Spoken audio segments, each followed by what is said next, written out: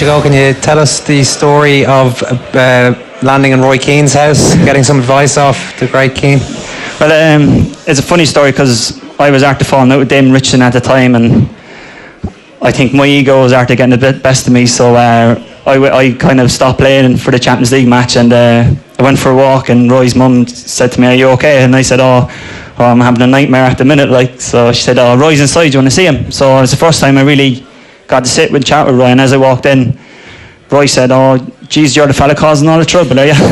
And he goes, "Say sorry now and just go back and play." I goes, "Roy, I'm not going to say sorry, I'm not going to play." And he goes, "It's like this." He goes, "My wife's upstairs with the kids, I fell out with her this morning." He goes, "I'm sitting down here all day, she's up playing with the kids."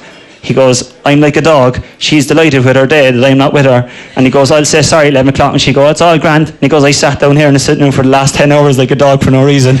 So, is this an obsession of Irish people, do you think? When, rather than enjoying your rugby, we're all wondering when it's going to end? I think there's probably two sides to it. Obviously, it's going to happen soon, but soon could be 3 years and not 3 weeks. But it was probably an assumption that a lot of us were going to finish, but I don't think so. I think you have to weigh up an awful lot of factors, and A is your motivation levels, B is enjoyment, and C, you have to be realistic in terms of how you are playing. And I think I've done well this season, so from my point of view, I'm hugely motivated. I think I can add something to the Irish setup, so why not play on? Would everybody here like to see Ronan play for a good few more years yet? But when the game finished, typical Jack, he had no list of penalty takers.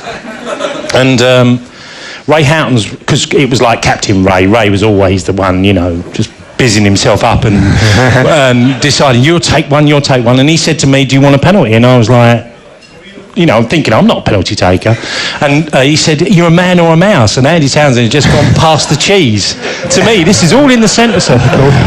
And we're chatting and we're laughing. And he said, "Penalty shootout," and we're all laughing. And he says to Paul McGrath, "Paul, do you want a penalty?" And Paul didn't even acknowledge him. He just walked off the pitch.